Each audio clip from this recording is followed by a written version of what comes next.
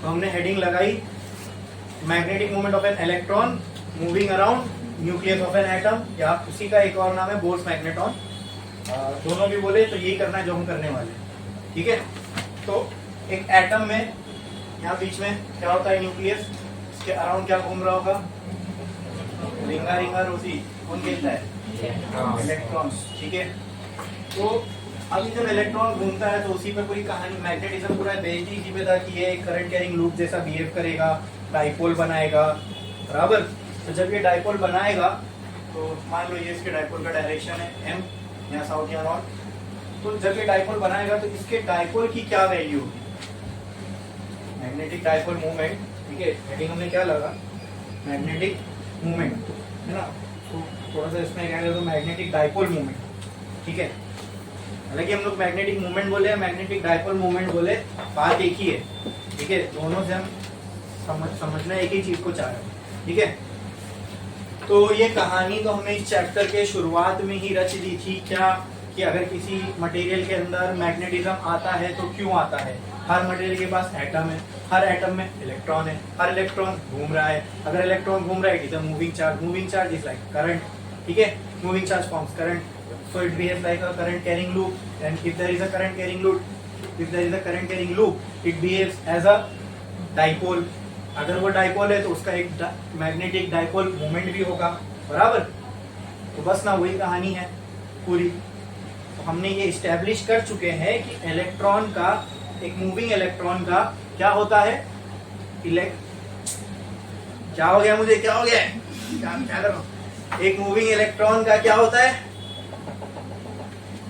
क्या होता है, magnetic dipole movement. You have to be precise with words, ठीक है, ठीक है। अब जैसे मैंने इलेक्ट्रिक बोल दिया तो गलती नहीं होनी चाहिए, जब मैं आपको बोल रहा हूं तो मुझे भी उसको फॉलो करना है ना। मैग्नेटिक डाइपोल मूवमेंट इस्टेब्लिश हम कर चुके, क्या कि भाई एक मूविंग इलेक्ट्रॉन के पास, कौन सा वाला मूविंग इलेक्ट्रॉन जो एटम के अंदर गोल गोल चक्कर चक्कर काट रहा है, एक मूविंग इलेक्ट्रॉन के पास क्या होता है, मैग्नेटिक डाइपोल मूवमेंट। क्यों, क्योंकि वो खुद एक डाइपोल है। क्यों, क्योंकि वो एक करंट कैरिंग लूप है। क्यों, क्योंकि वो चार्ज है और घूम रहा है ना। ये सारी चीजें हमने देख चुके।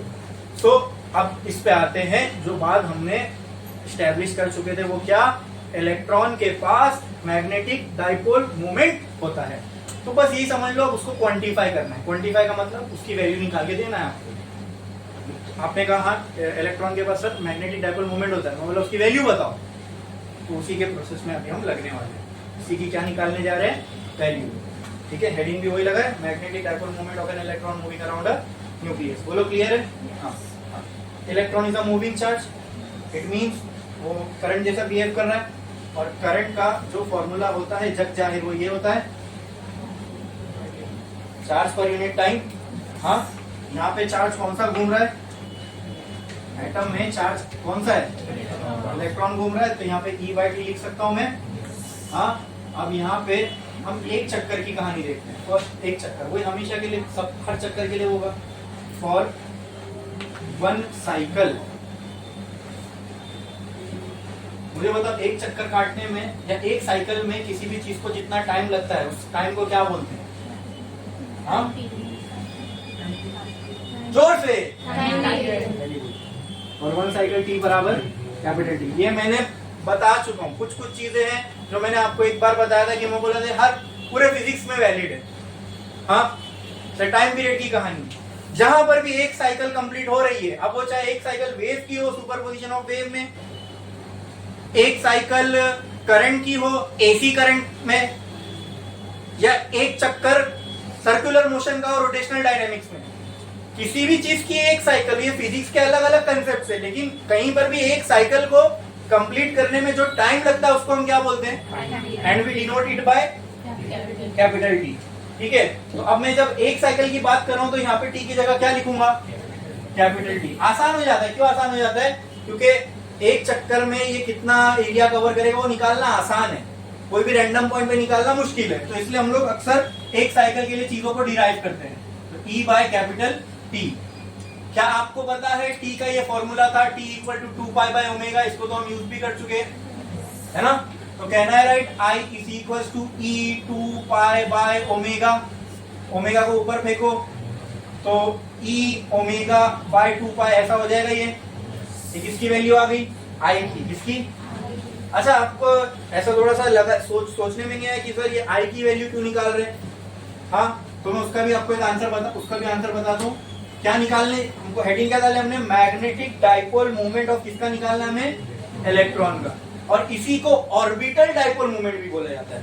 यानी बुक में देखोगे यहाँ पे तो आप m ऑर्बिटल लिखा हो। क्यों m ऑर्बिटल? क्योंकि इलेक्ट्रॉन जो है वो ऑर्बिट में घूमता है ना, इसलिए वो नाम की फेमिलियरिटी बनी रहे, इस वजह से उसको m ऑर्बिटल भी बोलते हैं। तो आपको एग्जाम में m ऑर्बिटल निकालने बोले, magnetic movement of orbital magnetic movement निकालने बोले, मैग्नेटिक मूवमेंट ऑफ इलेक्ट्रॉन निकालने बोले, या बोर्स मैग्नेटॉन बोले। ठीक है, निकालना यही है जो भी हम निकाल। आई बात समझ में? ये सब छोड़ दो, खाली मुझे मैग्नेटिक मूवमेंट का फॉर्मूला बताओ। अगर एक करंट कैरिंग लूप पे अप्लाई करना है तो क्या होता है? ये हमने magnetic effect of electric current में देखा था। सिंपल सा ही एक फॉर्मूला था भाई, बस खत्म, I इंटू ए, यही था ना। तो अब ये ऐसा ही एक लूप इलेक्ट्रॉन भी बना रहा है, तो इलेक्ट्रॉन के लिए भी तो ये I इंटू ए वैलिड होगा, इसलिए I की वैल्यू चाहिए ना। तो सर्कल में घूम रहा है, A की वैल्यू तो आ ही जाएगी, I की वैल्यू चाहिए, इसलिए ये निकाल दिया। समझ में आया? ठीक है, चलो आगे बढ़ते हैं, फिर आगे वो डाल दूंगा तो कंफ्यूजन नहीं होना चाहिए क्या निकाल रहे हैं। उस वजह से हम ये सारे स्टेप्स पे प्रोसीड किए। अच्छा, ये तो अभी तक स्टैब्लिश नहीं किया हूं मैंने, लेकिन मैं आपको बताता हूं। रोटेशनल डायनामिक्स में हम इसको पढ़ेंगे। V बराबर होता है R ओमेगा के। ठीक है, this is the relation between linear and angular velocity of a particle. ये 11 में हुआ होगा। ठीक है, रोटेशनल डायनामिक्स से भी पहले ये जब लॉज ऑफ मोशन पढ़ते हो तो वहां पे इसके अक्रॉस आप आए होंगे, नहीं भी आए होंगे तो चलो मैं यहाँ बता के रखा हूँ, रिलेशन याद रखो। V लीनियर वेलोसिटी होती है, ओमेगा एंगुलर वेलोसिटी होती है। इन दोनों का रिलेशन मतलब दोनों एक फॉर्मूले में आना चाहिए, तो ये रिलेशन है। ठीक है, यहाँ से हमारे रिलेशन में क्या है? ओमेगा। तो इस फॉर्मूले को ओमेगा के टर्म्स में लिखोगे तो क्या आ जाएगा? ये V बाय R। कहना है I is equal to E 2 pi V by R। Omega की जगह क्या लिख दिया? V by R। तो क्या ये फॉर्मूला कुछ ऐसा बन जाएगा? EV upon 2 pi R। बोलो। तो यहां से हमको I की वैल्यू आ गई। अब हमको किसकी वैल्यू निकालना था? M की। अब इसको M ऑर्बिटल बोलो और M ऑफ इलेक्ट्रॉन बोलो। ठीक है, M हम किसके लिए रिप्रेजेंट कर रहे हैं? Magnetic moment, magnetic dipole moment के लिए। किसके लिए? हालांकि मैंने तो म्यू से नहीं M से ही किया था ना। हाँ देखो, अब टेक्स्ट बुक वालों ने भी M से ही किया है ना, शायद इसमें M से है ना। तो टेक्स्ट बुक में थोड़ा सा सही नहीं है कि एक जगह पर मैग्नेटिक मोमेंट को म्यू से डिनोट कर रहे हैं, एक जगह M से डिनोट कर रहे हैं। तो हमने M ही लेके चले थे, हमारा वही नोटेशन चल रहा है। ठीक है, मैग्नेटिक मूवमेंट ऑफ इलेक्ट्रॉन क्या? इसके लिए मैं I क्या सिंपल, पहले इसको बताऊं। Magnetic movement of anything, any loop क्या होता है? I इंटू ए बराबर। तो मैग्नेटिक मूवमेंट ऑफ अगर इलेक्ट्रॉन निकालना है मुझे M ऑफ E, तो ये क्या हो जाएगा? I इंटू ए के बराबर, राइट। तो M E is equal to I की वैल्यू क्या है इलेक्ट्रॉन के लिए? ये I कहना write this as EV by 2 pi R। और A की वैल्यू, अब देखो ये जो चक्कर लगी, जो लूप बन रहा है, ये लूप का शेप क्या है? सर्कल है। ठीक है, और एक चक्कर की हम बात कर रहे हैं ना यहाँ पे, फॉर वन साइकिल। तो एक चक्कर में, एक चक्कर छोड़ दो ना, एक चक्कर वो जितने भी चक्कर होंगे उनको एरिया से मल्टीप्लाई करें। यहाँ सर्कमफ्रेंस होता है तो उसमें प्रॉब्लम होती है। एरिया है तो एरिया ऑफ सर्कल का फॉर्मूला क्या होगा? पाई। अरे वो सर्कमफ्रेंस होता है 2 pi R, pi R square is area होता है। ठीक है, ये और ये कैंसल, तो मैग्नेटिक डाइपोल मोमेंट क्या बन जाएगा? अच्छा, पाई पाई भी तो हो रहा है कैंसल, EV R बाय 2, ये आ रहा है। बोलो क्लियर है? आ गई आपको ये वैल्यू। ठीक है, अगर मैग्नेटिक मूवमेंट ऑफ इलेक्ट्रॉन निकालना हो तो ये वैल्यू काफी है, मतलब ये इतनी अननोन के टर्म्स में। अगर इससे आपको डायरेक्ट वैल्यू चाहिए तो यहाँ पे चार्ज ऑफ इलेक्ट्रॉन रखना पड़ेगा, वो मालूम है। किसी को मालूम है इलेक्ट्रॉन का रेडियस कितना होता है? अभी ये रेडियस की वैल्यू अगर पुट करना है तो वो पढ़ोगे, लेकिन वो आगे है एटम मॉलिक्यूलर न्यूक्लियर में, वो भी सिर्फ हाइड्रोजन के लिए बताई गई है। ठीक है, इसको ऐसे कुछ टर्म्स में लाते हैं जहाँ पे सब कुछ कांस्टेंट हो, तो सारे कांस्टेंट पुट करोगे तो डायरेक्ट एक वैल्यू आ जाएगी। ठीक है, तो उसके लिए हम लोग क्या कर सकते हैं? हम बोर का सेकंड पोस्टुलेट यूज कर सकते हैं। बोर का सेकंड पोस्टुलेट अगर केमिस्ट्री में पढ़े हो अभी तक, कोई बात नहीं, हम लोग पढ़ने वाले नहीं यहाँ पे तक पढ़े हो, हम लोग तो पढ़ेंगे जब हमारा वो चैप्टर आएगा एटम मॉलिक्यूल न्यूक्लियर, वहाँ पे एकदम क्लियर हो जाएगा। अभी सिर्फ इतना समझ लो, बोर्स के सेकंड पोस्टुलेट से हमारे पास एक फॉर्मूला आता है, ठीक है। वो फॉर्मूला ये बोलता है कि angular momentum of an electron revolving around the nucleus is an integral multiple of h/2π, मतलब L की वैल्यू हमें NH/2π देता है। क्या कहा मैंने, बोर का तीन पोस्टुलेट होते हैं। सेकंड पोस्टुलेट हमें ये बताता है कि इलेक्ट्रॉन के पास जो एंगुलर मोमेंटम होगा, डरो मत, घबराओ मत, हो सकता है आपको कुछ भी नहीं मालूम होगा बोर का सेकंड, बोर कौन है, इसका सेकंड पोस्टुलेट क्या है, एंगुलर मोमेंटम क्या है, ठीक है, वो पढ़ेंगे जब टाइम आएगा। अभी इतना समझो, बोर था कोई, इसने कुछ कह के गया, तो हमारे लिए वो इम्पोर्टेंट है, उस बात का हमें यहाँ इस्तेमाल करना। बोर ने ये कह के गए कि एंगुलर मोमेंटम जो होता है इलेक्ट्रॉन का, किसी भी चीज के पास हो सकता है जो मूव करती है, एंगुलर मोशन परफॉर्म करती है, ठीक है, इलेक्ट्रॉन में एंगुलर मोशन परफॉर्म करे तो उसका जो एंगुलर मोमेंटम होगा तो इसके बराबर होगा NH/2π के, जिसमें h होता है प्लैंक कांस्टेंट, n होता है नंबर ऑफ ऑर्बिट, जो कि ऑर्बिट में इलेक्ट्रॉन घूम रहा है, 2π भी एक कांस्टेंट है, ठीक है। इसका काम लेंगे हम लोग। ये बोर ने कहा कि एंगुलर मोमेंटम किसी इलेक्ट्रॉन का इतना होगा, और नॉर्मल कोई पार्टिकल का अगर आपको एंगुलर मोमेंटम निकालना है ना, एंगुलर मोमेंटम वो होता है mvr के बराबर। किसके बराबर होता है, mvr के बराबर। L बराबर होता है किसके, mvr के।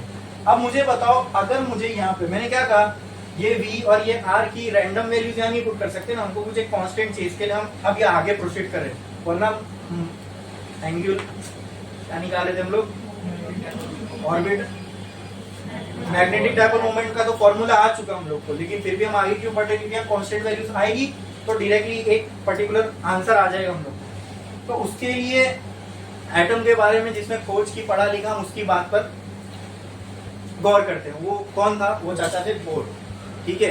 तो उन्होंने कुछ कह के गए एटम के बारे में कि इलेक्ट्रॉन अगर घूम रहा होगा तो उसके बाद इतनी एंगुलर मोमेंटम होगा। तो चलो ठीक है, इनकी बात मानेंगे हम लोग, यहाँ उसको यूज करेंगे। लेकिन उससे पहले एंगुलर मोमेंटम का जो नॉर्मल फॉर्मूला होता है किसी भी पार्टिकल के लिए, वो ये होता है mvr। ये तो स्पेशल है, किसके लिए, इलेक्ट्रॉन के लिए, ये किसी के लिए भी वैलिड है, ठीक है। तो आप मुझे बताओ, अगर ये एंगुलर मोमेंटम मुझे यूज करना है तो उसके लिए पहले ये एंगुलर मोमेंटम का मैं फॉर्मूला है इंट्रोड्यूस तो कर दूं, ठीक है।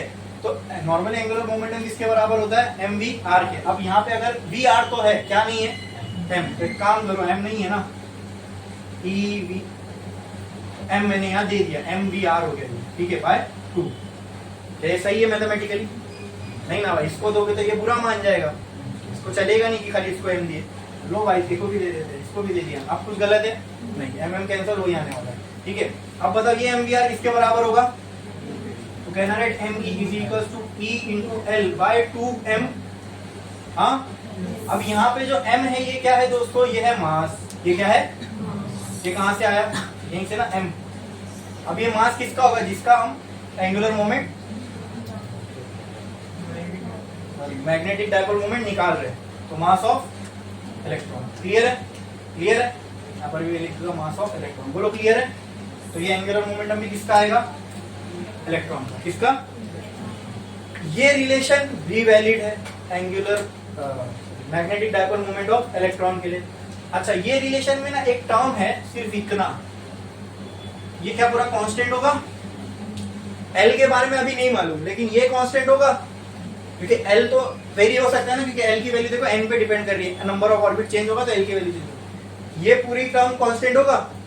इस रिलेशन में जो ये टर्म आ रहा है E/2me, इस टर्म को स्पेशली बोला जाता है गायरो मैग्नेटिक रेशियो। क्या बोलते हैं, इसको बोलते हैं gyro magnetic ratio for electron, ठीक है। इतना क्लियर है, ये समझ में आया। अब इसी में मैं यही पे लिख देता हूँ, ये बाय बोर्स सेकेंड पोस्टुलेट। ये फॉर्मूला कहाँ से मिला हमको, बोर के second postulate, from Bohr's second postulate. L की ये कहानी होती है, बराबर। अच्छा, so can I write in place of L, ये किसके लिए डिफाइंड है, इलेक्ट्रॉन के लिए, तो एंगुलर मोमेंट ऑफ इलेक्ट्रॉन की जगह पे मैं वो टर्म पूरा यूज कर सकता हूँ। तो can I write M E is equal to E by 2 me into L की जगह पे वो पूरा लिखूं, चलेगा। तो can I write N H upon 2 pi, तो क्या मैं बोल सकता हूँ, मैं dipole moment of electron will be equal to N E H upon 4 pi M E. अब जरा गौर करो और देखो, यहाँ पे वी आर ये सारे अननोन थे। E charge of electron constant, H Planck constant, 4 constant, pi constant, mass of electron constant, वहां वेरी क्या हो रहा है, एम। तो अगर फर्स्ट ऑर्बिट के लिए सिंप्लीफिकेशन जो है ये चीज सिंप्लीफाइड है इसके लिए फॉर फर्स्ट ऑर्बिट, ठीक है। एक्चुअली में बोर का जो एटॉमिक मॉडल है वो सिर्फ हाइड्रोजन पे ही वैलिड है या हाइड्रोजन लाइक एटम के लिए वैलिड है। तो उसके लिए जो ऑर्बिट, उसमें जो ऑर्बिट इलेक्ट्रॉन जो है वो फर्स्ट ऑर्बिट में ही होता है, ठीक है, इसलिए एन वैल्यू वहां पे 1 लिया जाता है, इसलिए इसको बोर मैग्नेटॉन भी बोलते हैं। तो बोर मैग्नेटॉन क्या हो जाएगा, इफ n इक्वल टू 1, मतलब ऑर्बिट नंबर 1 के लिए अगर हम देख रहे हैं, नहीं ऑर्बिट नंबर 1 में, हाइड्रोजन के ऑर्बिट नंबर 1 में जो इलेक्ट्रॉन है, ठीक है, उसके लिए हम देखें तो ना, अब ये फॉर्मूला देखो ना, अब इसमें आपको ऑर्बिट का रेडियस चाहिए ना, उसमें जो इलेक्ट्रॉन की वेलोसिटी है वो चाहिए, क्योंकि सारे कांस्टेंट बच गए, ठीक है। खाली n की वैल्यू चाहिए थी, तो वो भी हाइड्रोजन के लिए डिफाइन है, तो n की वैल्यू क्या हो जाएगी, 1।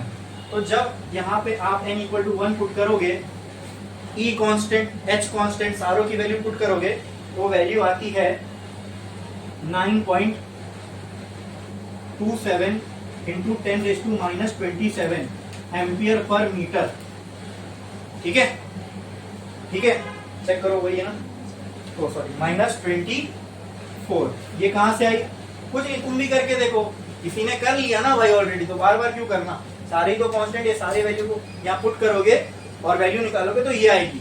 इसी वैल्यू को बोला जाता है बोर्स मैग्नेटॉन। बोलो क्लियर है क्या, इसमें कुछ बाकी है ऐसा, या कुछ ऐसी बात है जो नहीं समझ में आई आपको, तो बोलो, समझ में आया सब कुछ। हाँ, तो बोल में बहुत अच्छा काम किया था, उसने जो है क्वांटाइज कर दिया सारी चीजों को। उससे पहले के जो मॉडल्स है जिनमें कुछ खामियां थी, तो ये जब आप पढ़ोगे ना, जब हम लोग पढ़ेंगे structure of atom molecule nuclear, वहाँ अच्छे से समझ में आएगा। क्वांटाइज कर दिया उसने इलेक्ट्रॉन के बारे में, मतलब चीजों को एक वैल्यू दे दी, इससे पहले ये नहीं हुआ था, ठीक है। तो समझ में बोर मैग्नेटॉन क्या है, बोलो क्लियर है। मैग्नेटिक मूवमेंट ऑफ इलेक्ट्रॉन हमने निकाला, अब वही जब हमने हाइड्रोजन के फर्स्ट शेल के इलेक्ट्रॉन के लिए अप्लाई किया, तो उस पर जो वैल्यू आती है उसी को हम क्या बोलते हैं, बोर्स मैग्नेटॉन। वरना ये भी ट्रू है formula magnetic movement of electron के लिए, ये भी ट्रू है। बोलो क्लियर है, समझ में आया। हाँ, और ये वाला भी ट्रू है, बोलो क्लियर है। हाँ, बोलो क्लियर है। लेकिन ये वाला हमेशा ट्रू नहीं है, इसको आप बोल सकते हो हाइड्रोजन लाइक एटम के लिए ट्रू है, क्योंकि ये बोर के पोस्टुलेट से आया। बोलो क्लियर है, ये समझा, इसमें किसी को कोई डाउट है, बोलो। कुछ भी ऐसी चीज जो आपको नहीं समझ में आई इसमें, तो पूछो। सब कुछ समझ में आया तो छापो, करो जल्दी, करो जल्दी।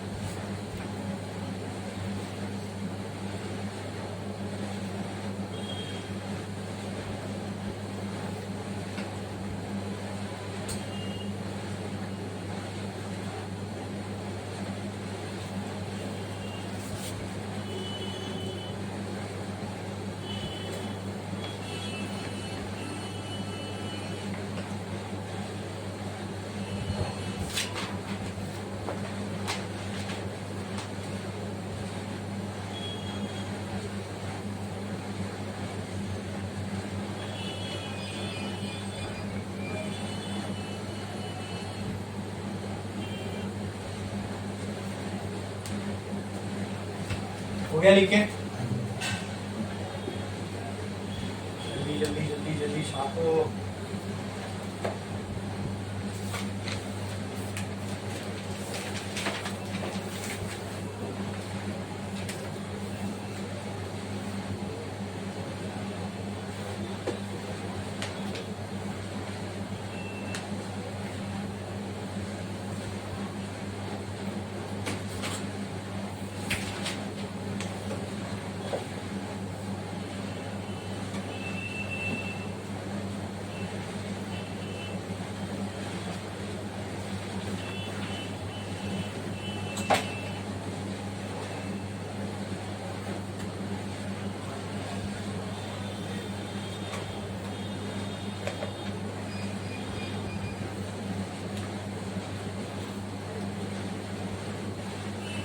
क्या कितने लोगों का बाकी है?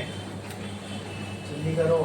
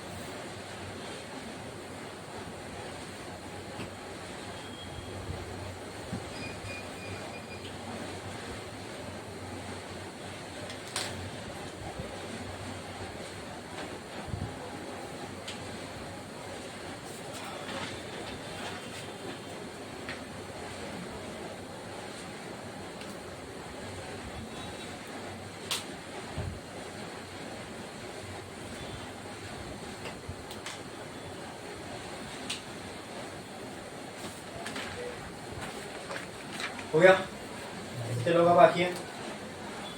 करो।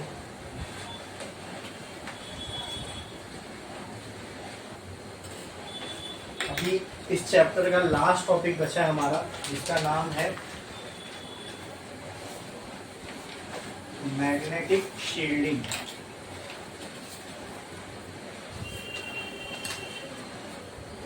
ठीक है, तो जरा नाम से बताओ मुझे, इसके थोड़ा सा आपको समझ में आ रहा है। शील्डिंग, शील्ड का मतलब क्या होता है? शील्ड क्या काम करती है? वेरी गुड, प्रोटेक्ट करना। मैग्नेटिक शील्डिंग का मतलब मैग्नेटिक फील्ड से प्रोटेक्ट करना।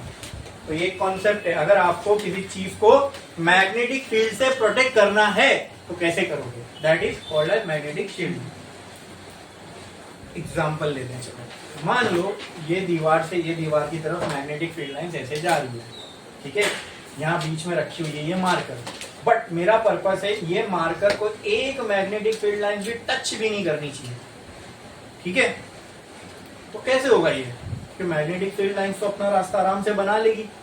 तो ये करने के लिए हम लोग क्या करते हैं, अगर मैं ये मार्कर को एक फेरो मैग्नेटिक मटेरियल से बने हुए बॉक्स के अंदर रख दूं, मान लो मैंने क्या किया, एक आयरन का बॉक्स लिया, उसमें ये मार्कर रखा, और अब उस आयरन के बॉक्स को मैं मार्कर के साथ यहीं रख रहा हूँ, तो होगा क्या समझो इसमें। ये है वो आयरन का बॉक्स, ठीक है, अंदर ये है मार्कर, ठीक है, और बाहर ऐसी है मैग्नेटिक फील्ड।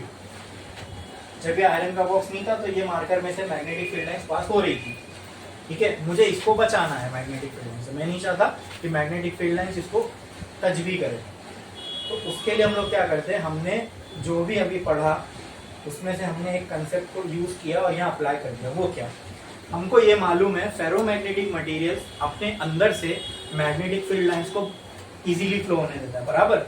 मतलब अगर एग्जांपल ऐसा समझो, मैग्नेटिक फील्ड लाइन ऐसा चल के आ रही है, यहाँ फेरोमैग्नेटिक है, यहाँ पैरामैग्नेटिक है, और यहाँ पता नहीं कौन सा तो भी मटेरियल है। फेरोमैग्नेटिक मैग्नेटिक फील्ड लाइन किसको चूज करेगी पास होने के लिए? और सिंपल सी बात है, तीनों में से कौन अलाउ करेगा, कौन वेलकम करेगा मैग्नेटिक फील्ड?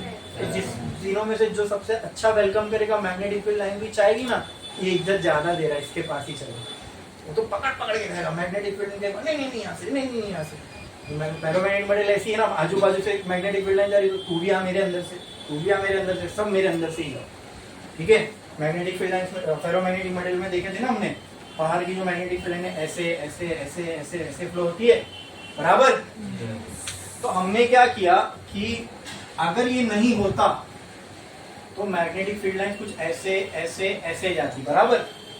लेकिन क्योंकि हमने इसको एक फेरोमैग्नेटिक मटेरियल के अंदर प्लेस कर दिया, ये वाली और ये वाली मैग्नेटिक फील्ड लाइन अब ऐसे और ऐसे जाएंगी। मैग्नेटिक फील्ड लाइंस को अगर फेरोमैग्नेटिक मटेरियल मिल गया या फिर फेरोमैग्नेटिक मटेरियल को मैग्नेटिक फील्ड लाइन मिल गई, तो वो तो चाहेगा ना कि मैग्नेटिक फील्ड लाइन सारी के सारी इसके अंदर से ही पास हो। ये भाई प्रॉपर्टी बाय नेचर है उसके पास, ये बाय नेचर। अगर मैग्नेटिक फील्ड और फेरोमैग्नेटिक मटेरियल मौजूद है तो मैग्नेटिक फील्ड लाइन कहां से ही जाएगी, फेरोमैग्नेटिक मटेरियल में से। तो अगर ये मैग्नेटिक फील्ड लाइन, ये मैग्नेटिक फील्ड लाइन यहां से जारी होती तो ये फेरोमैग्नेटिक मटेरियल क्या करेगा, उसको अपने अंदर से ऐसे पास करवाएगा। बाकी जो बाहर से जा रही हो तो ऑलरेडी बाहर ही जा रही है। लेकिन इस चक्कर में क्या हो गया कि ये तो सेफ हो गया ना मैग्नेटिक फील्ड लाइन से, इसको एक मैग्नेटिक फील्ड लाइन भी टच नहीं कर पा रही। आई बात समझ में? तो क्या हमने इसको शील्ड प्रोवाइड कर दी है मैग्नेटिक फील्ड से, इसी को बोलते हैं मैग्नेटिक शील्डिंग। क्या इसमें किसी को कोई डाउट है? क्या ये समझ में आया? हाँ, तो वही यही मैंने कहा ना, जब इंसान चीजों को समझता है तो उसको डे टू डे लाइफ में अप्लाई करने की कोशिश करता है। इस चीज को जितना हमने समझा उससे हमने हमारी डे टू डे लाइफ को आसान किया, बराबर। मटेरियल के बारे में समझे, इलेक्ट्रॉन के, एटम्स के, जितना फिजिक्स के बारे में हम जानते जा रहे हैं। देखो दिन बे दिन जो कंप्यूटेशन पावर है इंसान की वो बढ़ती जा रही है। पहले फोन कितने बड़े हुआ करते थे, फिर धीरे धीरे वो फोन छोटे होने लगे, फिर वो छोटे फोन भी धीरे धीरे पावरफुल होने लगे, ठीक है नहीं। आज से 20 साल पहले जो काम एक कंप्यूटर कर सकता था वो हर एक काम लगभग अभी आप अपने फोन से भी कर सकते हो। तो प्रोसेसिंग पावर बढ़ गई, उसकी पावर कंजम्पशन कम हो गया। आई बात समझ में? क्लियर है? इसमें किसी को कोई डाउट है? व्हाट इज मैग्नेटिक शील्डिंग, ये पूरा समझ में आया? हाँ, अब ये तभी समझ में आएगा ना जब हमको फेरोमैग्नेटिक मटेरियल क्या है पता होगा, फेरोमैग्नेटिक मटेरियल की प्रॉपर्टीज क्या होती है वो पता होगा, वो मैग्नेटिक फील्ड के साथ कैसे बिहेव करता है वो पता होगा। तो we use that knowledge and apply to this to shield a material to from magnetic field. अच्छा, आप बोलोगे सर ये क्या ये सब यूज करें? भाई जहाँ पर पार्टिकल लेवल पे अगर कोई एक्सपेरिमेंट हो रहा होता है ना, तो वहां पर हम इतनी सी भी मैग्नेटिक फील्ड या इतनी सी भी इलेक्ट्रिक फील्ड, जहां पर जो चीज नहीं चाहिए तो नहीं चाहिए, बिल्कुल भी नहीं चाहिए ऐसे। तो जब लेबोरेटरी लेवल पे कोई टेस्ट हो रहा होता है तो वहां पर बहुत ही कंट्रोल्ड एनवायरनमेंट बना के रखना पड़ता है। वहां पे जो चीज नहीं चाहिए उसको वहां पे आने नहीं देना है अपने को। तो कहीं पे कोई ऐसा टेस्ट परफॉर्म हो रहा है या कोई क्या बोलते हैं रिएक्शन चल रहा है जहां पर हमें नहीं चाहिए कि मैग्नेटिक फील्ड उसको डिस्टर्ब करे, तो फिर वो कैसा करोगे आप? तो फिर ये करना पड़ेगा। आई बात समझ में? ये आपको एक मैं थोड़ा सा प्रैक्टिकल एग्जांपल भी बताता हूँ। जहाँ डिजायरेबल नहीं है वहां पर ये चीज कैसे काम करती है। लिफ्ट के अंदर आप जाते हो तो मोबाइल नेटवर्क जो है अक्सर गुल हो जाता है ना। लिफ्ट इज अ लोखंड का बॉक्स, लोखंड का बॉक्स ही जो है ना फेरोमैग्नेटिक मटेरियल के डब्बे के अंदर हो आप। सिग्नल क्या है? Electromagnetic wave. उसमें इलेक्ट्रिक फील्ड और मैग्नेटिक फील्ड दोनों आ रही है, ठीक है? ठीक है, अब हमने देखा मैग्नेटिक फील्ड के साथ क्या होता है। अगर फेरोमैग्नेटिक मटेरियल मिल गया मैग्नेटिक फील्ड को चलते चलते, तो वो मटेरियल के अंदर से पास होगी ना, तो फिर वो नेटवर्क, तुम तो लिफ्ट के अंदर हो, हवा में तुम्हारा फोन, तो इलेक्ट्रोमैग्नेटिक वेव्स की जो मैग्नेटिक फील्ड है वो तो गायब, कनेक्शन में प्रॉब्लम होगी ना। आई बात समझ में? बोलो क्लियर है? हाँ क्लियर है, समझ में आया? और अगर आपको ऐसा करना भी ना, अगर आप चाहते हो आपके फोन आप करके देख सकते हो, जैसे आयरन का बॉक्स लो, उसमें अपना फोन डाल दो और खुद बाहर से फोन लगा के देखो, तो अगर लग भी गया या फिर अंदर से आपने चालू भी कर दिया तो सिग्नल में बहुत डिस्टर्बेंस होगा। क्यों? क्योंकि जो भी वेव्स आ रही है पहले किस में से जाना चाहिए? उस फेरोमैग्नेटिक मटेरियल में से। ठीक है, हमने जाना है कि जो ये सिग्नल वेव्स होती है क्या होती है? Electromagnetic waves. और इलेक्ट्रोमैग्नेटिक वेव में क्या होती है? फील्ड होती है, इलेक्ट्रिक फील्ड, मैग्नेटिक फील्ड। तो मैग्नेटिक फील्ड का बिहेवियर फेरोमैग्नेटिक के साथ कैसा है वो हमने देख लिया, वो अपने बिहेवियर को थोड़ी ना चेंज करेगी। आई बात समझ में? बोलो क्लियर है? समझ में? मैग्नेटिक शील्डिंग समझ में आया? किसी चीज को मैग्नेटिक फील्ड से प्रोटेक्ट करना है, अजीब सी बात है, किसी चीज को मैग्नेटिक फील्ड से प्रोटेक्ट करना है तो उसको ऐसे मटेरियल में रख दो जो सबसे ज्यादा मैग्नेटिक फील्ड को अट्रैक्ट करता है। सोचने में अजीब सी बात है ना, लेकिन काम कितनी खूबसूरती से करती है। इसको हमें मैग्नेटिक फील्ड से प्रोटेक्ट करना था, तो इसको किस में रखे, उसी में जो सबसे ज्यादा मैग्नेटिक फील्ड को अट्रैक्ट करता है। लेकिन इससे होगा क्या, मैग्नेटिक फील्ड सारी उसमें से पास हो जाएगी, इसको छूटे भी नहीं है। बोलो क्लियर है? इसी को बोलते हैं मैग्नेटिक शील्डिंग। ये प्रोटेक्ट हो गया मैग्नेटिक फील्ड से। समझ में आया? हाँ, और इसी टॉपिक के साथ अपना ये चैप्टर हो गया फिनिश। ठीक है, कब स्टार्ट किए थे हमने? 8:42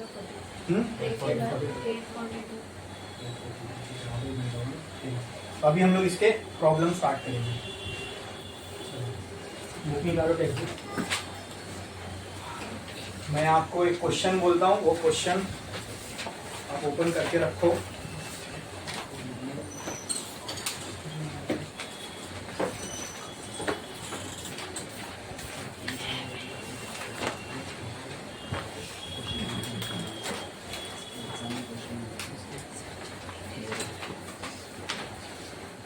ये क्वेश्चन बताओ मुझे, the susceptibility of paramagnetic material is chi at 27 degree Celsius.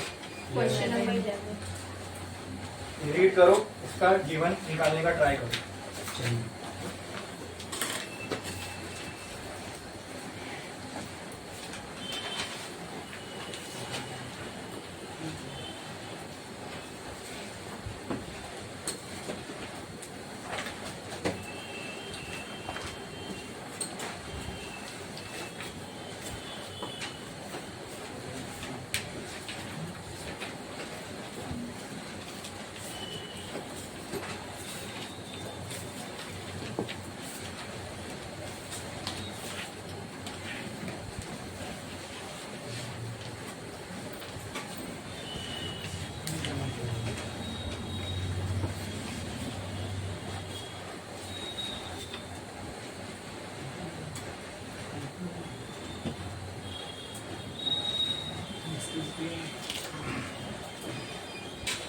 ठीक है, चलो ये क्वेश्चन पे आओ। क्वेश्चन नंबर क्या था? Question 11, page 264। इसका क्या लिख रहे हैं हम लोग? गिवन। ठीक है, पहला क्या बोला देखो, the susceptibility of paramagnetic material is chi at 27 degree Celsius. एक पैरामैग्नेटिक मटेरियल है, उसकी ससेप्टिबिलिटी की मतलब उसकी ससेप्टिबिलिटी बोला गया काय है, कितनी है? क्या ससेप्टिबिलिटी टेम्परेचर के हिसाब से बदलती है? यस। तो ससेप्टिबिलिटी इसकी काय तो है, लेकिन ये ससेप्टिबिलिटी कितनी डिग्री पर है? 27 डिग्री पर है। ठीक है, इसको अगर मैं केल्विन में करूं तो क्या होगा? 273 प्लस कर दो तो काय कितना हो जाएगा केल्विन में? 300 केल्विन। मतलब एक पैरामैग्नेटिक मटेरियल है जिसकी ससेप्टिबिलिटी है chi at 300 kelvin. At what temperature it susceptibility is chi by 3। अच्छा मुझे आप ये बताओ, इसकी ससेप्टिबिलिटी काय से काय बाय 3 होने वाली है, बढ़ रही है कि कम हो रही है? ससेप्टिबिलिटी एग्जैक्टली कम हो रही है। तो टेम्परेचर जो है तुमको जो भी मिलेगा वो 300 से ज्यादा मिलना चाहिए कि कम? ससेप्टिबिलिटी कम हो रही है ना? यस। देखिए अब समझ में आएगा तो लॉजिक यहाँ अप्लाई कर सकते हो। तो एटलीस्ट इतना तो समझ में आएगा, जो भी आंसर होगा वो तो आपको बस ये पता करना है, अगर इसकी ससेप्टिबिलिटी काय है 300 पे तो काय बाय 3 कितने पे होगी? तो आपको क्या फाइंड करना है? काय बाय 3 कितने पे होगी? बराबर क्लियर है? कहना राइट? टू फाइंड काय बाय 3 कितने पे होगी, है ना? तो क्या मैं इसको लिख सकता हूं, to find temperature T for chi by 3। बोलो क्लियर है? हाँ, तो आप मुझे बताओ, है कोई ऐसा फॉर्मूला जिसमें काय और T दोनों आता है? हाँ, मार्केट की वाट लग गई यार उसको।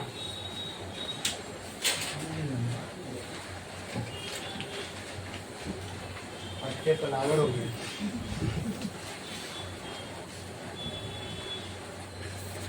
चलो काय बाय 3 की कोई फॉर्मूला बताओ जिसमें काय और टी दोनों आता है। बोलो तो निकाले ना भाई आज। काय इनवर्सली प्रोपोर्शनल 1/t। 1/t तो इनवर्स हटा के क्या फॉर्मूला बना था? Chi c/t chi is equal to c mu naught, बस ये काफी है ना, ठीक है। अच्छा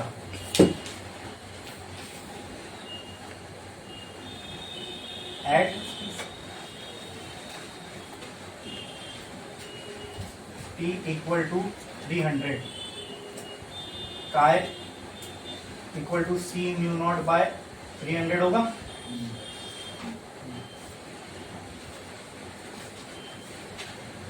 और फिर ऐसा लिखता हूं मैं at for chi equal to chi, जब काय की वैल्यू काय के बराबर है तब टेम्परेचर 300 होगा।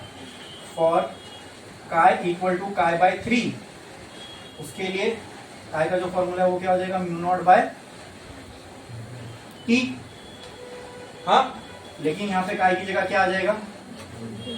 काय बाय 3 आएगा। बोलो क्लियर है, समझा कि नहीं? हाँ, तो टी की वैल्यू नहीं मालूम है, इसको दे दो इक्वेशन 1, इसको दे दो इक्वेशन 2, दोनों को क्या कर दो? डिवाइड कर दो, तो ये हो जाएगा काय, ठीक है, ठीक है। और ये काय बाय 3, 3 ऊपर जाएगा, काय बाय 3, चलो कर लेते C mu naught by 300 into T by C mu naught बराबर। ये कैंसिल, ये कैंसिल, ये कैंसिल, 3 ऊपर जाएगा तो क्या हो जाएगा? 3/1 is equal to T by 300। Clear है? तो टी की वैल्यू कितनी आएगी? 900 केल्विन। अब इसको डिग्री सेल्सियस में निकालना तो -273 कर दे, ठीक है। टी की वैल्यू अगर डिग्री सेल्सियस में चाहिए तो -273 कर दो, केल्विन में है ना, माइनस कर दोगे तो डिग्री सेल्सियस में आ जाएगा। बोलो क्लियर है? बस का शॉर्टकट अगर मैं बताऊं तो बहुत आसान था। हमको पता है काय और टी इनवर्सली प्रोपोर्शनल है बराबर, तो यहाँ पहला काय लिखते, यहाँ काय बाय 3 लिखते, इनवर्सली प्रोपोर्शनल है तो यहाँ इसके सामने इसकी टी और इसके सामने उसका टी, तो ये टी बाय 300 ऐसा आ जाएगा, है ना भाई। ये देखो ये कैंसिल, 3 ऊपर गया, 3/1 टी बाय 300 900, ठीक है। अब लेकिन सबके समझ में, इसके लिए मैंने ये लॉन्ग फॉर्म यूज किया। रेशियो वाली चीज कभी भी निकालने बोले ना, शॉर्टकट यूज कर लेने का, ठीक है, क्योंकि कांस्टेंट जो है वो कटते ही है, तो डायरेक्ट हम लोग प्रोपोर्शनलिटी खाली मालूम होनी चाहिए बस। काय अपॉन काय बाय 3 के सामने मैं क्या लिख सकता था? काय का टेम्परेचर था 300 और इसका था टी, क्योंकि इनवर्सली प्रोपोर्शनल तो उल्टा कर दो, 300 बाय टी लिखने की बजाय टी बाय 300 लिख देता। फिर आ गया, समझ में आई? ये कोई डाउट है इसमें? किसी को चेक करो, अगर कोई डाउट है तो बताओ मुझे, बोलो। समझ में आया सबको? नेक्स्ट क्वेश्चन पे आते हैं। When a plate of magnetic material of size 10 cm, 0.5 cm, 2 cm, length, breadth and thickness respectively is located in magnetizing field. Question number 3, question number 3, page 263। ये लिखा करो, हाँ, पेज 263। मैं मेरे लिए नहीं बोल रहा, आप लोगों को सेल्फ स्टडी करने टाइम आसानी होगी। इसका लिखते हैं G1, ठीक है। बताओ मुझे क्या क्या रहेगा। लेंथ, ब्रेथ, हाइट दी हुई है, तो इससे मेरे को क्या मिलेगा? मैं यहाँ लिखूंगा नहीं लेंथ ब्रेथ हाइट, इससे मुझे डायरेक्ट बताओ क्या मिलेगा? वॉल्यूम मिल जाएगी। Volume will be equal to length into breadth into height, मतलब 10 इंटू 0.2। क्या मैं इसको सेंटीमीटर क्यूब लिख सकता हूँ? लेकिन हमको सेंटीमीटर क्यूब में नहीं चाहिए, किसमें चाहिए? मीटर क्यूब में। चलो इसको एक काम करो, वो कर लो, कन्वर्ट कर लो। 0.5 को मैं 1/2 लिख सकता हूँ, 2 1 2 5 तो 5 इंटू 0.2 बचेगा। हाँ, 5 इंटू 0.2, तो 5 इंटू 0.2 कितना आएगा बोलो? या तो और आसान 10 इंटू 2 हो जाएगा, 0.5, 1 बच रहा है, 1 सेंटीमीटर क्यूब आ रहा है ना। करके देखोगे यही आएगा ना भाई। 10 को इससे मल्टीप्लाई करते 2 हो गया, 0.5 1/2 2 कैंसिल, क्या बचा? 1 सेंटीमीटर क्यूब। तो 1 सेंटीमीटर क्यूब को मीटर क्यूब में कैसे कर सकते हैं? सेंटीमीटर से मीटर में करना है तो 10⁻²। क्यूब है तो ये लगेगा, ये याद रखना, ठीक है। तो v की वैल्यू क्या आ गई? 1 से मल्टीप्लाई होगा तो आंसर ये आने वाला है -6 मीटर क्यूब। ये आ गई किसकी वैल्यू में? वॉल्यूम की, ठीक है। एक मैग्नेटिक मटेरियल है, इतना बड़ा है, 10⁻⁻⁶ मीटर क्यूब का। समझ में आया?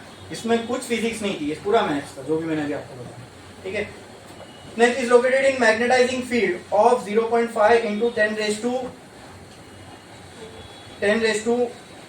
एम्पियर पर मीटर। तो मुझे बताओ ये 0.5 इंटू 10⁻⁴ एम्पियर पर मीटर, ये मैग्नेटाइजिंग फील्ड क्या दी हुई है? जल्दी बोलो। हाँ, मैग्नेटाइजिंग फील्ड, मैग्नेटाइजेशन दिया, यानी ये आई है। ठीक है, चलो नेक्स्ट आगे। Then a magnetic moment of 5 ampere पर मीटर स्क्वायर। मैग्नेटाइजिंग फील्ड हो गई, मैग्नेटिक मोमेंट मतलब m कितना दिया हुआ है? 5 ampere metre square is induced in it. हाँ, 0.5 है, सही करो उसको, 5 है, 0.5 नहीं है, 5 ampere metre square. Find out the magnetic induction in the rod. क्या फाइंड करना है आपको? To find magnetic induction in the rod. क्या फाइंड करना है तुमको? Magnetic induction in the rod. तो मैं आपको बता देता हूँ, अगर क्वेश्चन में बोला मैग्नेटिक इंडक्शन निकालना है, यानी मैग्नेटिक फील्ड की वैल्यू निकालना है। क्या निकालना है? मैग्नेटिक फील्ड की वैल्यू। यहाँ पर एक गलती हुई है आप लोग से, ठीक है, लेकिन उसको हम लोग देखेंगे आगे चलते चलते, वो गलती आएगी समझ में। ठीक है, ये निकालना है, बताओ इसका सोल्यूशन क्या होगा? मैग्नेटिक फील्ड निकालना है, आई की वैल्यू है, एम की वैल्यू है, वी की वैल्यू है। कैसे निकलेगा? मैग्नेटिक फील्ड निकालना है इसी चैप्टर में। फॉर्मूला बताओ मैग्नेटिक फील्ड का क्या आएगा? मैग्नेटिक फील्ड की वैल्यू कैसे निकाल सकते होंगे? हाँ,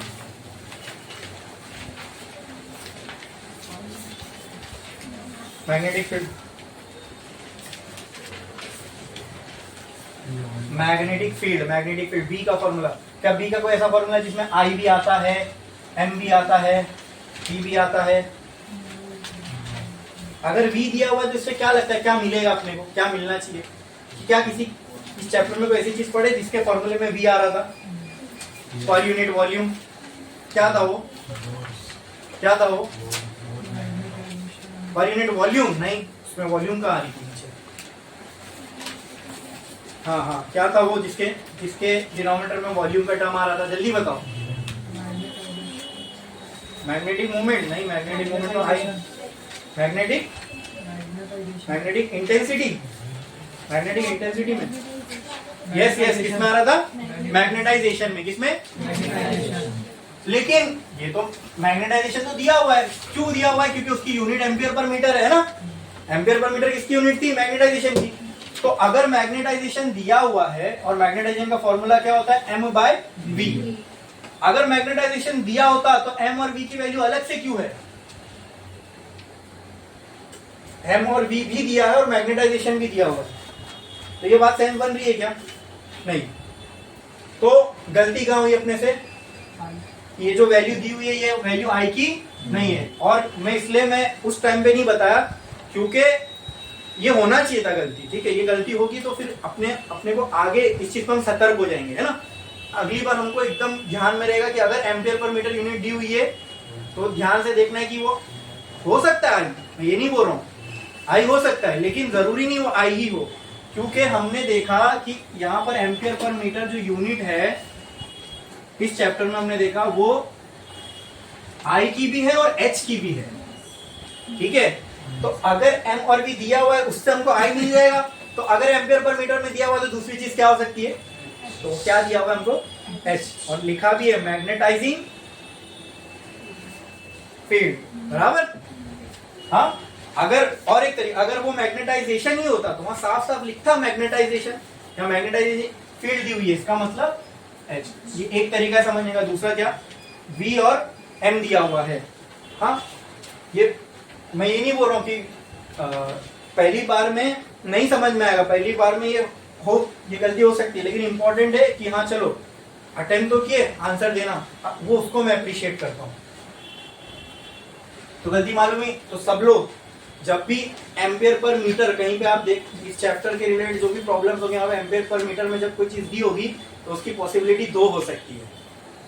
क्योंकि हाँ इस चैप्टर में एक ही यूनिट दो क्वांटिटी के पास है, मैग्नेटाइजेशन और मैग्नेटिक। तो ये ध्यान रखना। देखिए अब यहाँ पे जहाँ पर जिस चीज का ध्यान रखना है मैंने आपको बता दिया, ठीक है। गलती यहाँ होगी उसको हम अफोर्ड कर सकते हैं और होना ही चाहिए, करो इधर पे, तो वो गलतियां फिर एग्जाम में नहीं होगी। तो मुझे बताओ मैग्नेटिक फील्ड का अब मैं निकाल सकता हूँ क्या फॉर्मूला आंसर? पहले तो क्या निकाल लेता हूँ मैं, मैग्नेटाइजेशन निकाल लेता हूँ, मैग्नेटाइजेशन ही आई निकाल लेता हूँ। आई का फॉर्मूला मेरे पास है m/v, तो m कितना है, m कितना है 5, v कितना है 10⁻⁶, ऊपर जाएगा तो I = 5 × 10⁶ एम्पियर पर मीटर। ये आ गई I की वैल्यू। निकालना क्या है हमें, b का फॉर्मूला बताओ। I है मेरे पास, h है मेरे पास, ठीक है। Yes very good, mu naught. यही एक फॉर्मूला सबसे डिजायरेबल लग रहा है क्योंकि म्यू नॉट कांस्टेंट है, I आ गया, h आ गया। अब ये आपको करना है, पुट करो आंसर निकालो। फैसला मैं नहीं कर रहा हूँ, वैल्यू वगैरह सब पुट करना। क्लियर है, समझ में आया? पक्का छापो, फिर आगे बढ़ो जल्दी।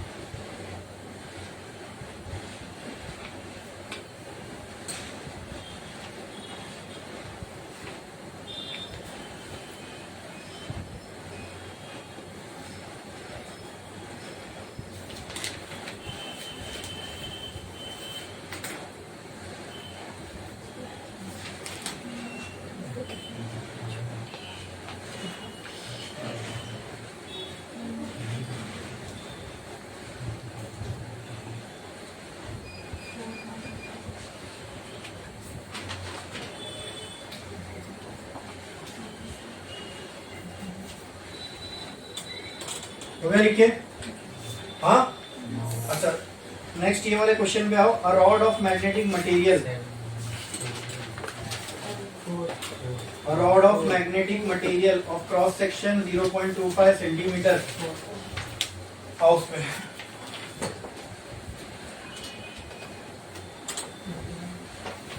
क्वेश्चन नंबर 4 पेज नंबर, चलो उसका गिवन लिखना स्टार्ट करो जल्दी।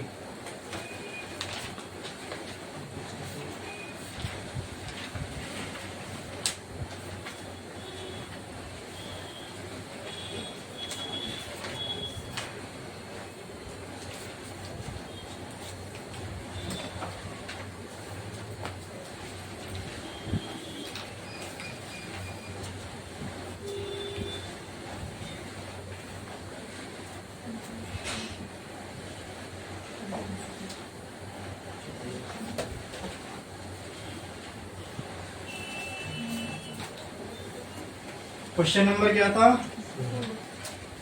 4 पेज नंबर 64, इसका लिखते हैं गिवन। चलो बताते जाओ मुझे क्या क्या दिया हुआ, ठीक है। A rod of magnetic material of cross section 0.25 centimetre square, ये क्या है? Centimetre square. क्या दिया हुआ है? ये मटेरियल का क्या दिया हुआ है? यूनिट चेक करो, सेंटीमीटर स्क्वायर क्या है? ये क्या है? ये सेंटीमीटर स्क्वायर लगा हुआ है तो क्या होगा? ये एरिया। क्या है ये? लेकिन एरिया अपने को सेंटीमीटर में चाहिए, क्या मीटर स्क्वायर में करना है, तो 10⁻⁻⁴ लगा दो। ये किसमें हो गया? मीटर स्क्वायर में, ठीक है। आगे, इज लोकेटेड इन 4000 एम्पियर पर मीटर मैग्नेटाइजिंग फील्ड। 4000 एम्पियर पर मीटर मैग्नेटाइजिंग फील्ड बोला है, तो क्या होगी ये? अब क्लियर है, हाँ अब एच होगी। Next, magnetic flux passing through the rod. Magnetic flux दिया हुआ है तो इसको किससे रिप्रेजेंट करेंगे? बोलो, फाई से। फाई दिया हुआ है, ठीक है। मतलब पिछले चैप्टर की भी चीजें इसमें है। फाइंड आउट, टू फाइंड क्या क्या करना है?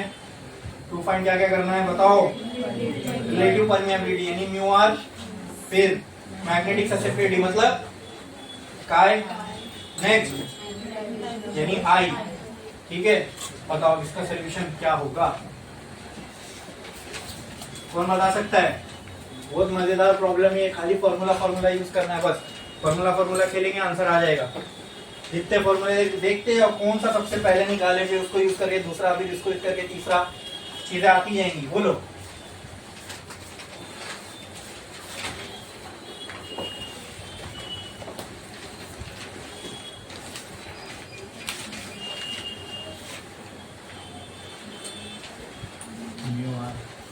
म्यू आर पहले निकालेंगे। म्यू आर का फॉर्मूला क्या है?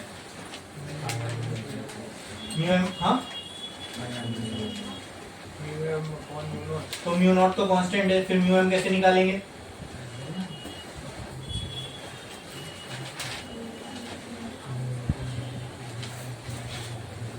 पूछो।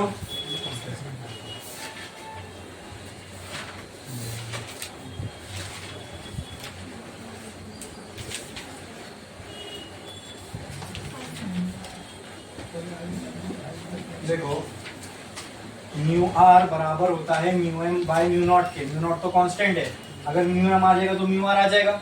अगर म्यू आर आ गया तो म्यू आर होता है काय प्लस, तो म्यू आर आ गया तो काय आ जाएगा। हाँ, और आई होता है काय इंटू एच। एच दिया हुआ है, अगर काय आ गया तो आई ये भी आ जाएगा। मतलब पहला फोकस किस पे है, इसलिए तो बोला बहुत सिंपल है, खाली फॉर्मूला खेलना है इसमें, ठीक है। पहले क्या निकालना है? Mu M. तो अब इसकी खोज में जाओ। म्यू एम, क्या म्यू एम को मैं ऐसा नहीं निकाल सकता? B M is equal to mu M into H. हाँ, अब बचा क्या? एच दिया हुआ, फिर बचता क्या? B M. फिर आगे बी एम के ऊपर अब क्या निकालना पड़ेगा? पहले बी एम मतलब मैग्नेटिक फील्ड। क्या मैग्नेटिक फील्ड निकालने मुझे फ्लक्स नहीं दिया हुआ है? अरे फ्लक्स यही तो होता है ना भाई, flux is equal to B into A. अब यहाँ से क्या बी निकलेगा, फिर म्यू एम, फिर म्यू आर, फिर काय, फिर खत्म। बोला ना फॉर्मूला वाला खेल, इसमें ज्यादा कुछ दिमाग लगाने ही था, ठीक है। तो ये मैग्नेटिक फील्ड फ्लक्स हमें दिया मीडियम का, तो ये मीडियम का फ्लक्स है, यानी जो यहाँ से मैग्नेटिक फील्ड आएगी वो भी किसकी आएगी? मीडियम की आएगी। तो फ्लक्स कितना दिया हुआ है? इसको पहले फॉर्मूले को अरेंज कर लो। B M is equal to five M by A. तो B M will be equal to five M कितना है? 25 इंटू 10⁻⁻⁶। ए की वैल्यू कितनी है? 0.25 इंटू 10⁻⁻⁴। इसको 2 मल्टीप्लाई, इसको 100 से मल्टीप्लाई करो, इसको 100 से मल्टीप्लाई करो तो कितना हो जाएगा? ये 25। इसको 100 मल्टीप्लाई करोगे तो 10⁻⁴। 25 25 कैंसल, -4 कैंसल, क्या बचेगा 1, ये होगा ना। क्या सर आप खाली बोलते हो डायरेक्ट 1 आ जाता है। इसको सॉल्व कर लेना, जो भी वैल्यू आएगी टेस्ला में रहेगी पीएम की, ठीक है। समझे क्या मैं क्या बोला यार, ये दिख रहा है ना मुझे, ये इसको अगर मैं 100 से मल्टीप्लाई करूँ तो 25 हो जाएगा, कट जाएगा। तो अगर यहाँ 100 से मल्टीप्लाई करूंगा तो यहाँ भी 100 से मल्टीप्लाई करना पड़ेगा। यहाँ का 100 तो इसने खा लिया, लेकिन यहाँ का 100 ये जब खाएगा तो ये 10⁻⁴ हो जाएगा, ठीक है। तो -4 कैंसिल, 25 कैंसिल, तो ये 1 ही बचेगा, ठीक है, 1 टेस्ला, ठीक है।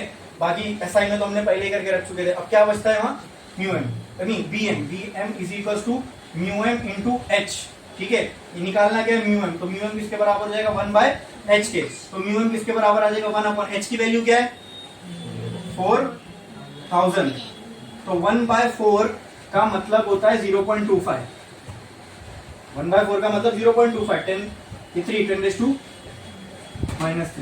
ऊपर गया, बस म्यूएम की वैल्यू आ गई, ठीक है। म्यूएम आ गया तो इससे क्या निकल जाएगा, mu R will be equal to 0.25 into 10⁻³ और वो कितना होता है 4π इंटू 10⁻⁷। इसको ऊपर में जो 10⁻⁷, इसको सॉल्व करने का आप आंसर निकाल के बताओगे म्यू आर का जो भी है, ठीक है। फिर म्यू आर बराबर होता है काय प्लस 1 के, म्यू आर आ गया ना पहला सक्सेस, म्यू आर क्या होता है काय प्लस 1, तो काय क्या हो जाएगा म्यू आर -1, है ना। तो यहां से आपको किसकी वैल्यू आ जाएगी, काय की वैल्यू आ गई। फिर मैग्नेटाइजिंग इंटेंसिटी क्या होती है काय इंटू एच, तो I will be equal to chi की जो भी वैल्यू आएगी उसको आप एच की वैल्यू क्या है 4000, इसको सॉल्व करोगे मैग्नेटाइजिंग इंटेंसिटी एम्पियर पर मीटर में, ठीक है। बोलो क्लियर है, ये समझा कि नहीं समझा। जो मैं कैलकुलेशन किया था वो तो मैथ्स का पार्ट है, ठीक है। नहीं समझ में आ रहा है वो तो उसको प्रैक्टिस करो, वो सिर्फ प्रैक्टिस से ही होगा सिर्फ। बोलो क्लियर है, हाँ। नेक्स्ट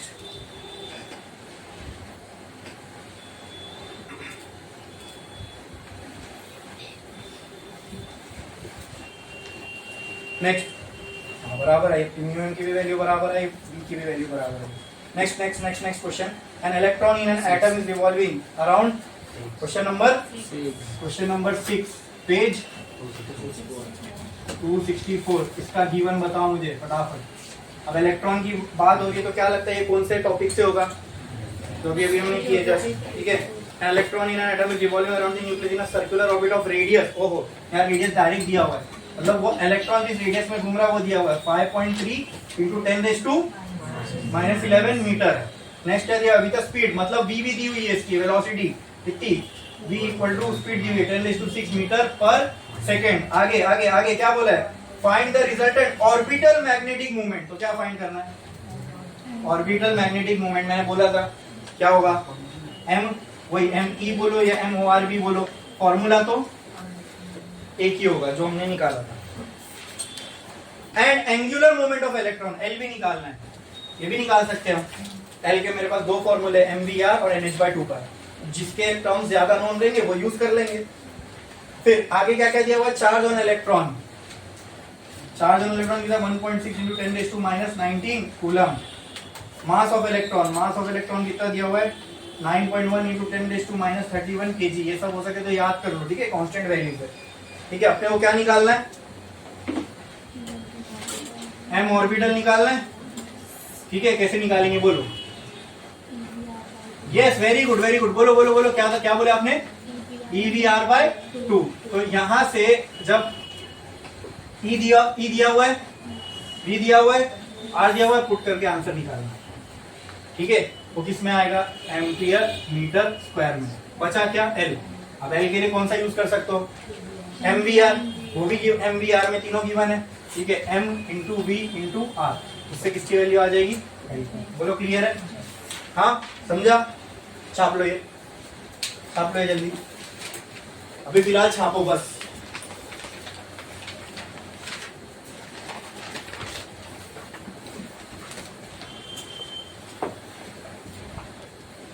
और घर पे करना है आपको, तो कैलकुलेशन पार्ट घर पे करना है।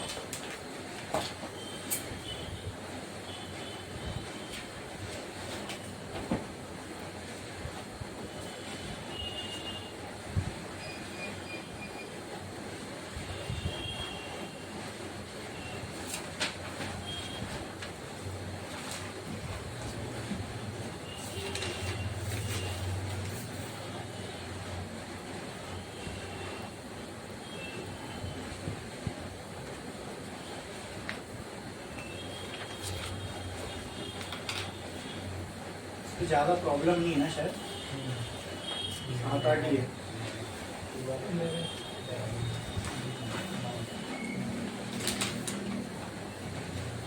होंगे लेकिन उसमें सारे न्यूमेरिकल नहीं होंगे।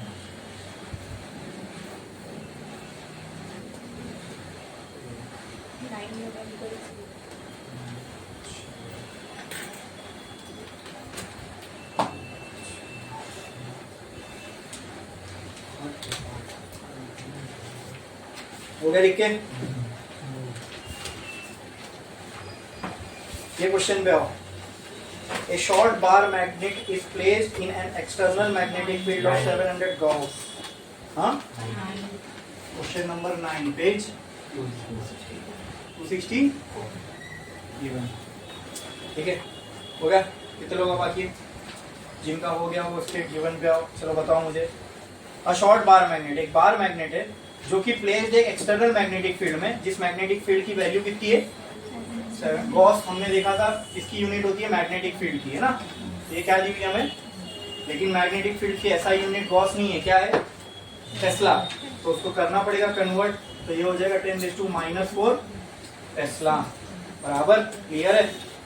तो इसको मैं ऐसा भी लिख सकता हूँ 7 × 10⁻² टेस्ला, है ना?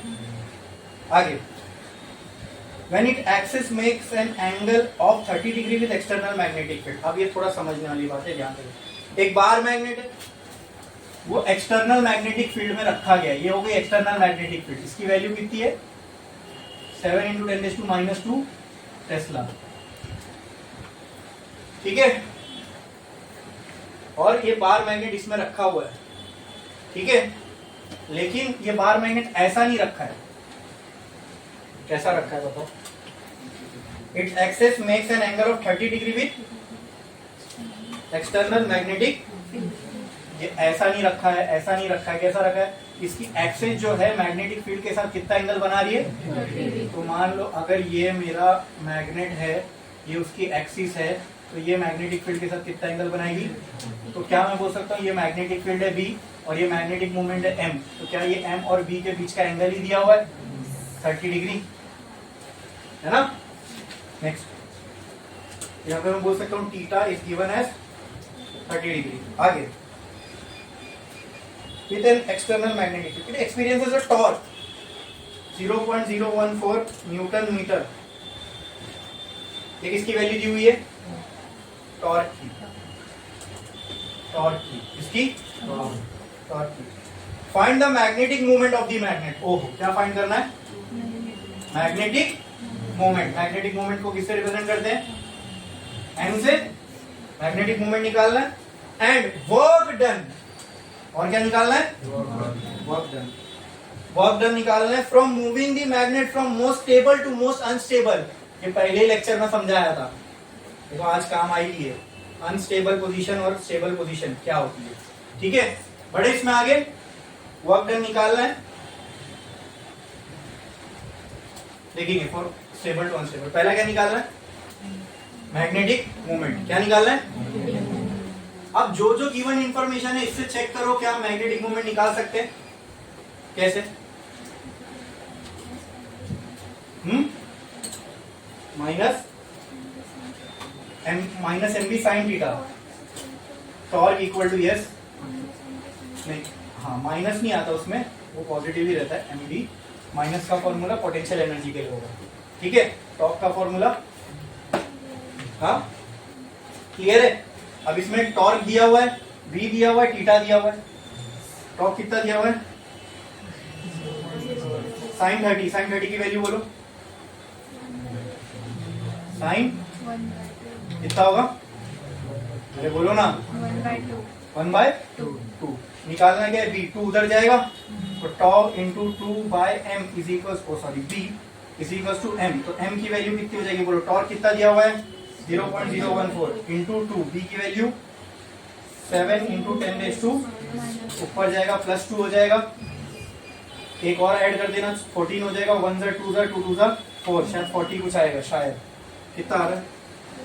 हाँ 0.4 एम्पियर। हाँ ये देखो ना 14 दिख रहा है ना, इसको 14 बनाने के लिए क्या करना पड़ेगा? यहाँ 3 0, 3 जीरो बराबर, तो यहाँ पर भी 3 जीरो, 3 जीरो लगाऊंगा तो यहाँ 10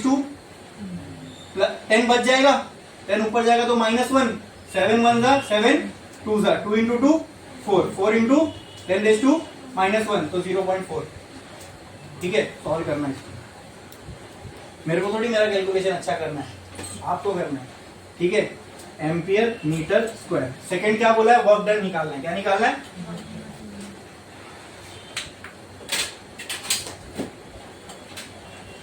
सेकंड क्या निकालना है, वर्क डन निकालना है। वर्क डन किसका, कहां से कहां तक।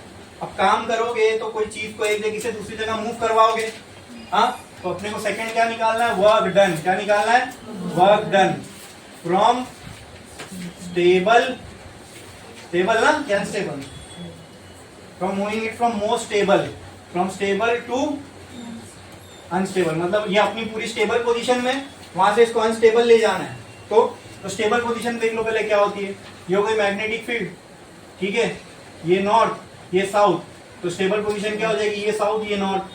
ठीक है, स्टेबल पोजीशन में एम और बी के बीच का एंगल कितना होगा, 0, अलाइन होता है ना।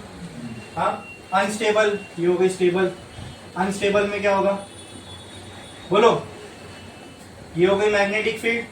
डायपोल कैसा होगा, ये नॉर्थ है फील्ड का, ये साउथ है, तो यहाँ पे आएगा नॉर्थ और यहाँ पे ये हो गया मैग्नेटिक, तो यहाँ पे थीटा की वैल्यू यानी एम और बी में कितना एंगल होगा, 180। तो यहाँ पे जो थीटा की वैल्यू होगी वो 0 होगी, यहाँ पे थीटा की वैल्यू जो होगी छुपा के ये दिया हुआ था, छुपा के ये दिया हुआ था। इसको कहां से कहां मूव करना है, स्टेबल से अनस्टेबल। तो वर्क डन का फॉर्मूला है क्या है, -BE sorry -MB cos theta. ये है नहीं, मैंने ये इस चैप्टर में नहीं बताया था, लेकिन जब हमने डेरिवेशन किया था मैंने बताया था कभी कभी थीटा की 2 वैल्यू दी रहेगी, तब कौन सा फॉर्मूला यूज करना है बताओ। Work done is equal to MB cos theta 1 minus cos theta 2। तो एक बार थीटा की जगह क्या पुट करोगे, MB, थीटा की जगह cos 0, फिर माइनस cos 180, ये cos 0 क्या हो जाएगा 1, cos 180 -1, माइनस माइनस प्लस 1 + 1 2, इसको पूरे को सॉल्व करोगे तो ये आएगा 2। ठीक है, करना है आपको। MB दिया हुआ है, B की M अभी हमने निकाला, B की वैल्यू गिवन है, इसको सॉल्व करोगे तो क्या आएगा, वर्क डन आ जाएगा जूल में। समझा ये, मैंने आपको बोला भी था ना कि कभी कभी क्वेश्चन में थीटा की 2 वैल्यू दी रहेगी, तब ये फॉर्मूला अनयूजेबल हो जाएगा, जिसमें सिर्फ एक थीटा -PE cos थीटा नहीं यूज कर सकते वहां। तो ये जो फॉर्मूला है ये एज अ स्टेप आया था ना हमको, जब -PE cos थीटा हम निकाल रहे थे उसके स्टेप में हमको ये फॉर्मूला आया था ना, और मैंने वहां बोला भी था डब्बा बनाने, तो हमने लिखा था ये भी वर्क डन का फॉर्मूला है। क्लियर है, हाँ। अब ये वाले क्वेश्चन बताओ, next next next next next question में मेरिडियन छोड़ दो।